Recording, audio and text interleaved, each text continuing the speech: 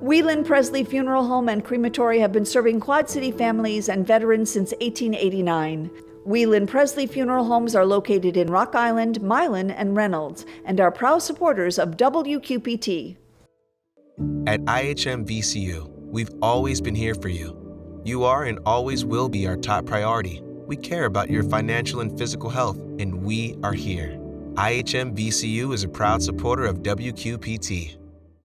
Alternatives is a proud supporter of WQPT and has been serving our community for 40 years.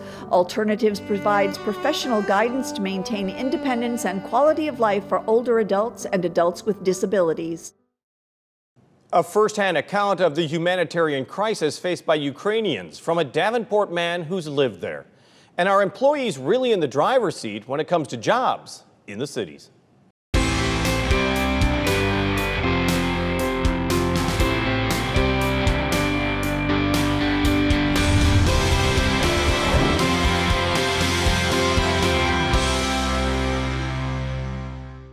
Iowa's looking at its employment issues in a new way. It could mean better job training, but it could also mean shorter safety net for the unemployed. We'll talk about that, but first, on the run to save their lives. Millions of Ukrainians have fled their homeland, seeking safety from the Russian invasion that is now more than 50 days old. Many went to Poland, others went to other border countries like Romania. That's where a Davenport native has been on the ground for the group Contact Mission, which has links to a Bettendorf church. We talked with John Gaynor about what he's seen in that region of Eastern Europe. Well, John, you're talking to us right now from Davenport. You are back from Eastern Europe. What have you seen there? Because you were in Romania, you were setting up refugee camps. You're seeing these Ukrainians basically flee for their lives with perhaps just the clothes on their back. Yeah, that's absolutely right. In fact, it was almost surprising to us how they fled and what they came with. They literally are coming with a small children's backpack, and that's a child's belongings. Some of them had some smaller roller type suitcases, but they really come with nothing. And you come to the realization that the people that are coming to these camps are never going back to where they left, because even if they do go back to the same area after the war is over, what they left will not be there. John, tell me what you see when... Truly heartbreaking. Absolutely. And what do you see when you look them in the eye? I mean, I would think there's just this blankness because you have to be in a daze. It's just so... I can't even picture it. It has to be devastating. Yeah, it's almost I would say a lostness. And then there's also some strife within themselves, difficulties getting along with other people sometimes just because of the stress of the situation. But then after they get a first night's sleep, because a lot of them have been traveling for weeks on end to get there. Once they get that first couple good nights sleep and they can relax and they can be fed and cared for and loved, then there's just a feeling of immense relief and immense gratitude. Well, and it seems like that, especially if you're bringing children with you, I mean, there's that anxiety, but I think, the children almost seem to rebound quicker in some ways and start to enjoy their surroundings quicker when they feel that sense of safety.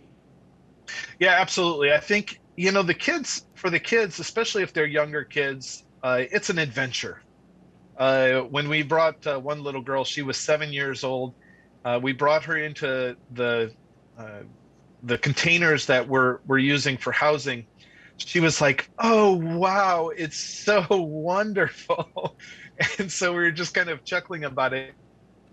The teenagers are the ones that are having the hardest time with it because they have understanding of what's going on. They have understanding of what they're losing. It's not some fun adventure for them. But they also don't have the maturity to know what to do with those feelings. And so they're really the ones that are probably suffering the most. Tell me about your organization. It's called Contact Mission. You are basically have been based as the director of Eastern European operations. What is it that you do and how do you do it? Well, our main goal of Contact Mission is to bring missionaries and church planters into Europe. Europe is the least Christian continent in the world, and that seems hard for us to believe. But this contact mission serves to bring the gospel to the people of Europe, and that's what I was doing when I was in Ukraine, and also that's what we're doing in Romania. Now, sometimes bringing the gospel to people, the good news, is more of serving their physical needs, and so the war has really brought that to our doorstep. And Contact Mission had massive networks set up across Europe, and so we were made for this time and this place.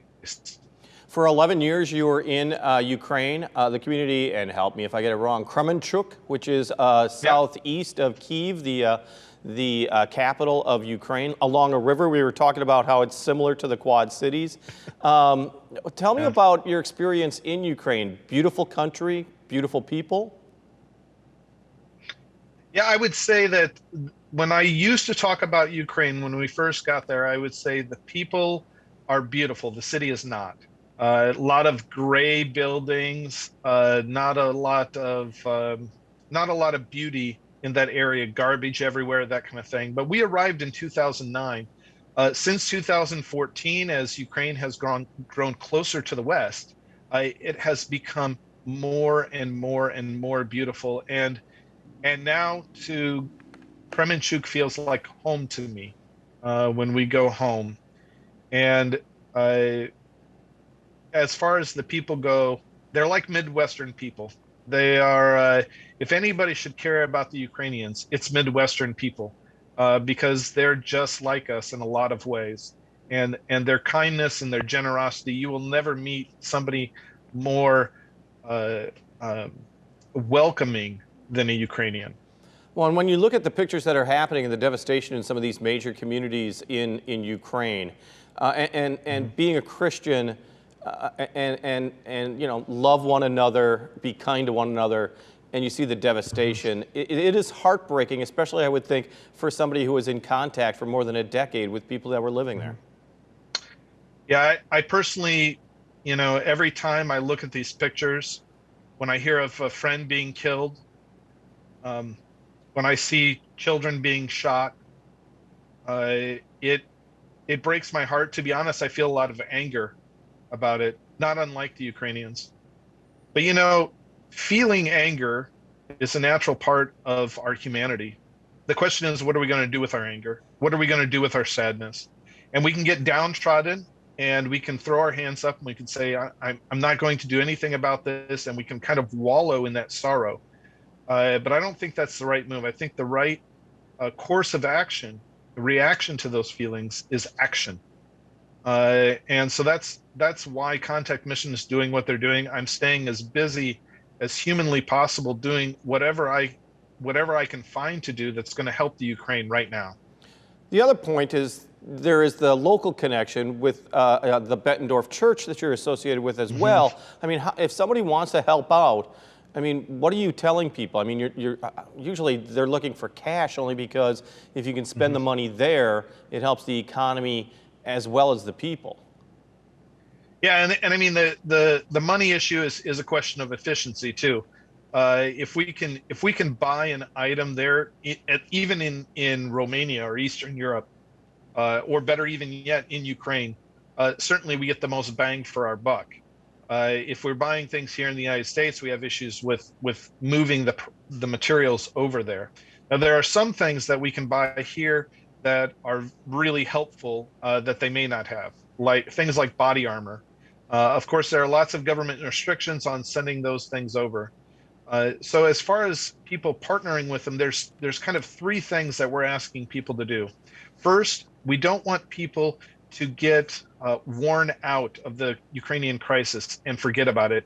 I was amazed that the crisis had only been going on for 30 days, and the 15-minute news cycle ran out, and we were talking about one rich celebrity slapping another rich celebrity. I don't want people to stop talking about Ukraine. I want to keep it top of mind. This is going to be a long-term battle. This is going to be a long-term fight, and so we need to continually keep them in our thoughts and prayers, and continually support them physically, financially. Secondly, we want people to talk about it on social media. Secondly, We want people to get their workplaces involved. There's tremendous opportunity with the businesses and the blessings that Americans have received to serve others. And we can do that through our businesses. I know personally from business experience, I might be able to give $50 individually, but a business can give $500, and it's really all the same for them, and they get the tax credit and everything else because Contact Mission is a tax deductible donation. And then lastly, we want to talk to the media. We want to keep it top of mind for Americans, and talking to shows like yours are so immensely valuable. So, please communicate to those who have the power to rally communities what's going on in Ukraine and that it matters, because it truly does. Millions of people are being displaced, and tens of thousands are dying. And so we need to make sure that it doesn't get swept under the rug.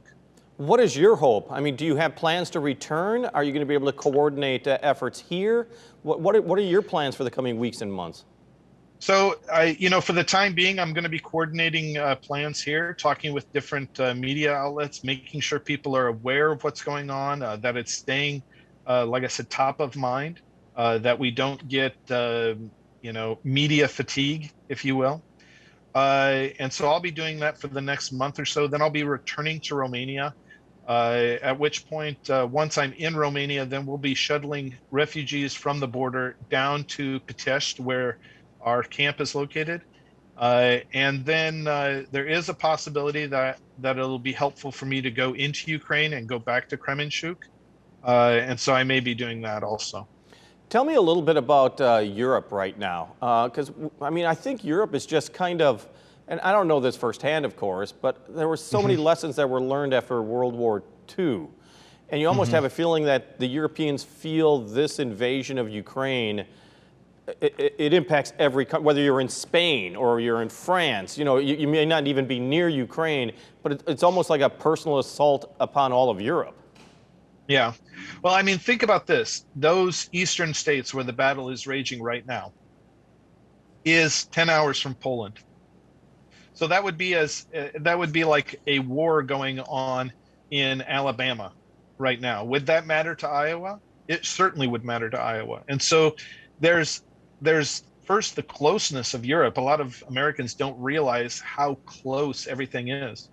And then secondly, there's all the threats that are being uttered against other NATO states that are in Eastern Europe that are near Ukraine, even non-NATO states like Finland and Estonia, and Moldova. And they realize that this is probably not going to stop with just Ukraine or just some Eastern states. The resources that Putin has extended and the length to which he's gone is not going to be satisfied by taking a few bombed out port cities. It's going to go a lot further. And so a lot of Europeans see it as, who's next? I think it's also interesting that people kind of look at, like, as you said, these bombed out port cities or capital city of Kyiv, which is more into the heartland area. I was talking to one economics professor who was saying, Ukraine is going to be devastated for years, if not decades. Even the farm fields where there may be munitions that are undetonated. There's so many issues all throughout the entire country that it's going to take a long time for them to rebuild or salvage their lives.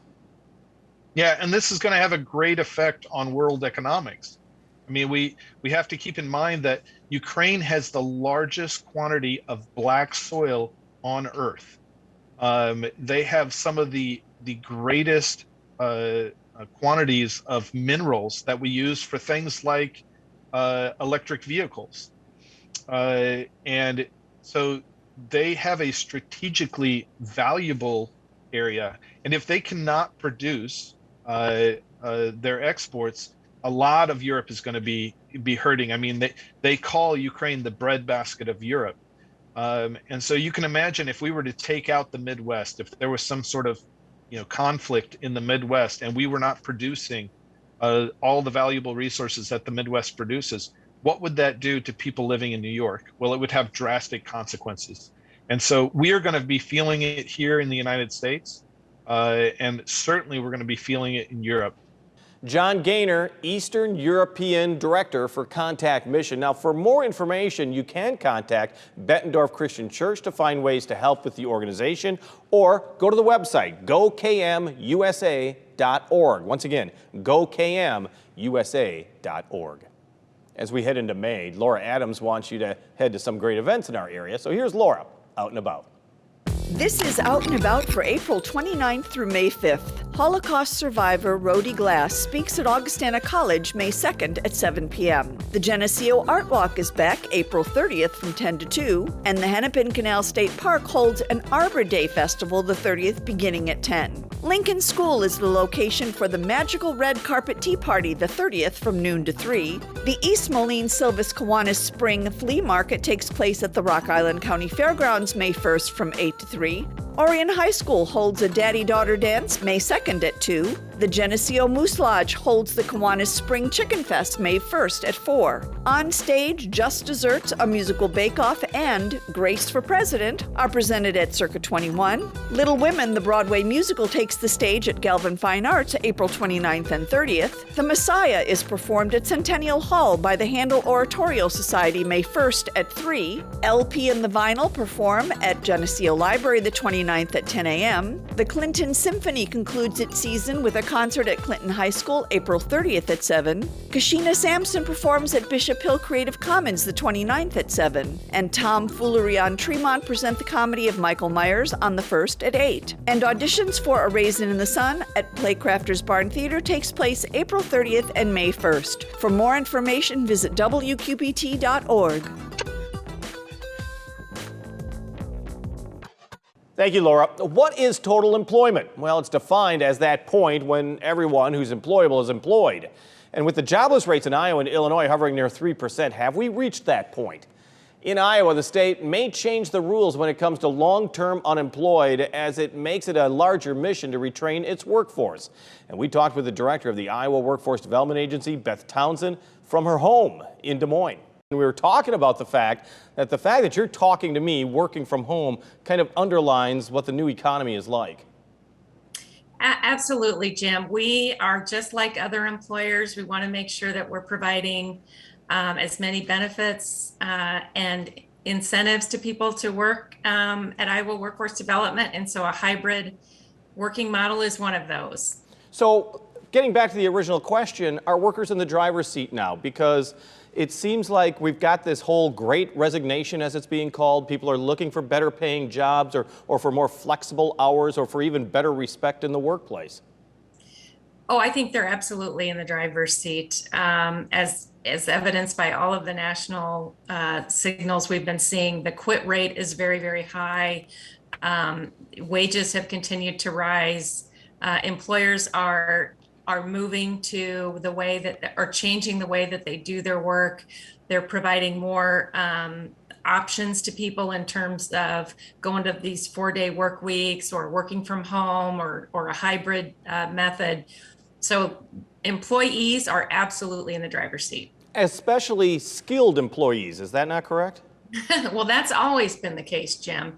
Even pre-pandemic, we had a skills gap such that individuals who have jobs in occupations that require more than a high school diploma have always had many more options than anyone else, and that remains true. We're still in a skills gap. We have really seen a great push for apprenticeships and trade school and education along those lines. The community colleges have been offering so many courses as well.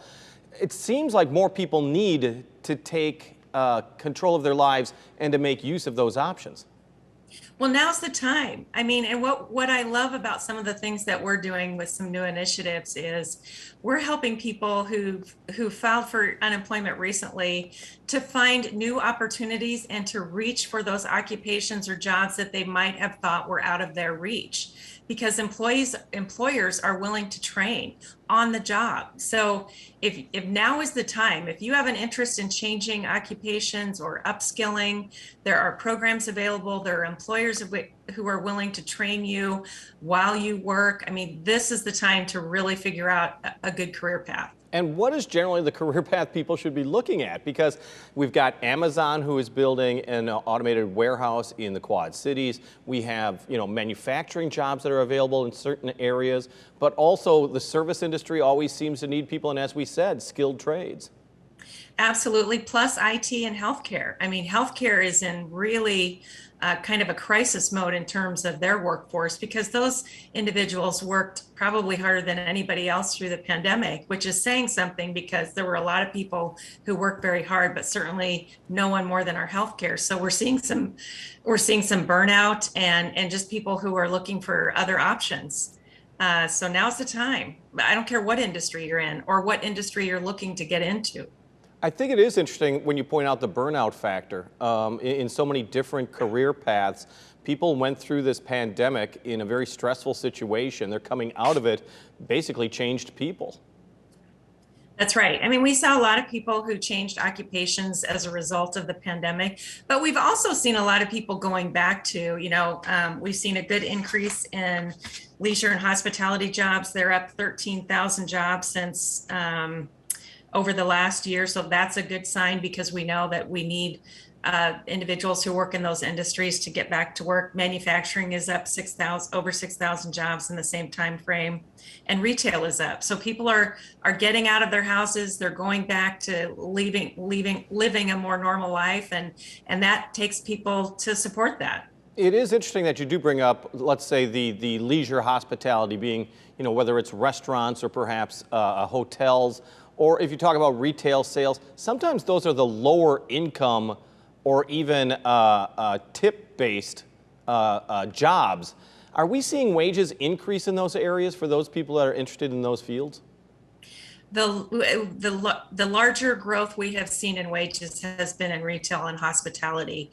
And I have to push back a little bit on you, Jim, or my friend Jessica Dunker will probably give me a call. But, occupations in retail and hospitality and in the restaurant are a great pathway for long-term good careers. I mean, you need management skills. We have culinary arts. All of our community colleges have culinary art programs. So it's a misnomer to think that these are just jobs that are low skill, low wage with no growth or opportunities. That's just not the case in our restaurant and hospitality jobs. And as you pointed out, the jobs are plentiful. I mean, the area of hospitality and retail is such a big sector in the entire economy. Absolutely, absolutely. And they provide great career opportunities for anybody who's interested in those occupations. Let's flip the coin for a moment. What are you saying to employers now? I mean, the ones that are desperate to find workers. Well, what we're saying to employers is, you kind of need to reevaluate, number one, how you're recruiting. You may need to update your recruiting methods. So just posting jobs on a website or in the newspaper is probably not going to do it.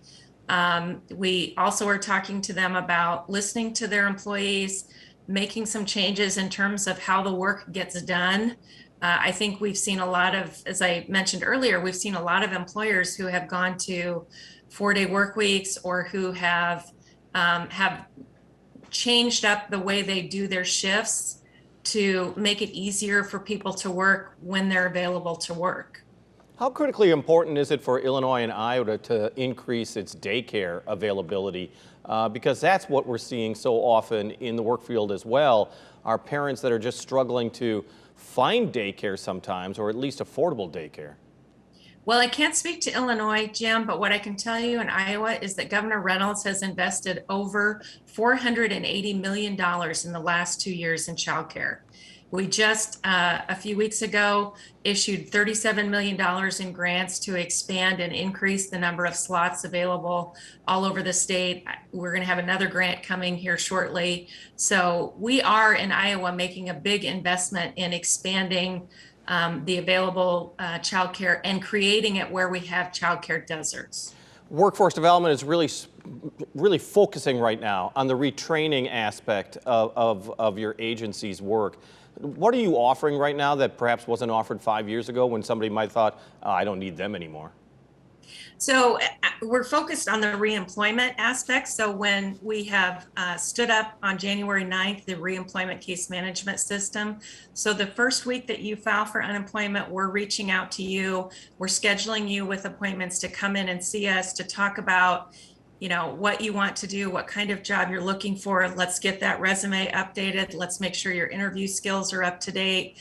We offer all kinds of classes. We've had thousands and thousands and thousands of Iowans take advantage, and then also help you find that job you're looking for. And we're constantly getting feedback from people saying, I had no idea that I could get a job that's going to pay me $24 an hour. I had no idea that I could get a job in this particular industry, which has kind of always been a dream for me. So we're working really hard to make those connections between those great jobs employers have and the people that are looking for work right now. What about those that are the long-term unemployed? The state of Iowa is working to get people jobs and get off of public assistance.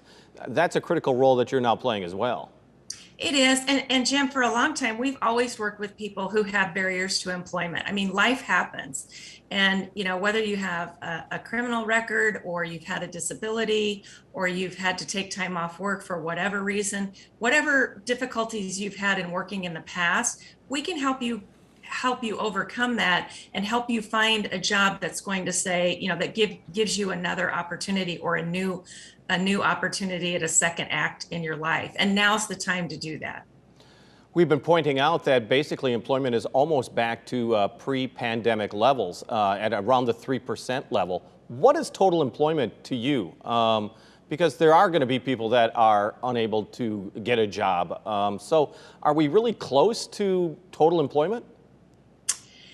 Well, I think that's almost a false or a red herring, Jim. I would say, you know, what is full employment? What I will tell you is that when we have over 90,000 available jobs posted on iowaworks.gov, I don't care what the unemployment rate is, we're not at full employment because we clearly have a lot more jobs that need filled. Right now, we have around 56,000 Iowans that are unemployed, and that doesn't include people who dropped out of the labor force altogether. So I think it's a combination of getting people back into the workforce, making them aware of opportunities, helping to fill those available jobs to employers, and having having a better balance between the number of unemployed and the number of open jobs. And we're just really out of whack right now. Beth Townsend, director of the Iowa Workforce Development Agency. On the air, on the radio, on the web, on your mobile device, and streaming on your computer. Thanks for taking some time to join us as we talk about the issues on the cities.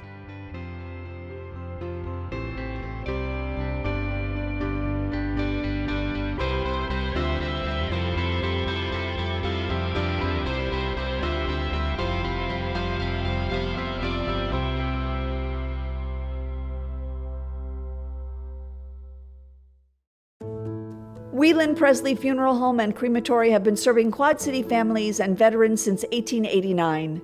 Whelan Presley Funeral Homes are located in Rock Island, Milan, and Reynolds, and are proud supporters of WQPT. At IHM-VCU, we've always been here for you. You are and always will be our top priority. We care about your financial and physical health, and we are here. IHM-VCU is a proud supporter of WQPT. Alternatives is a proud supporter of WQPT and has been serving our community for 40 years. Alternatives provides professional guidance to maintain independence and quality of life for older adults and adults with disabilities.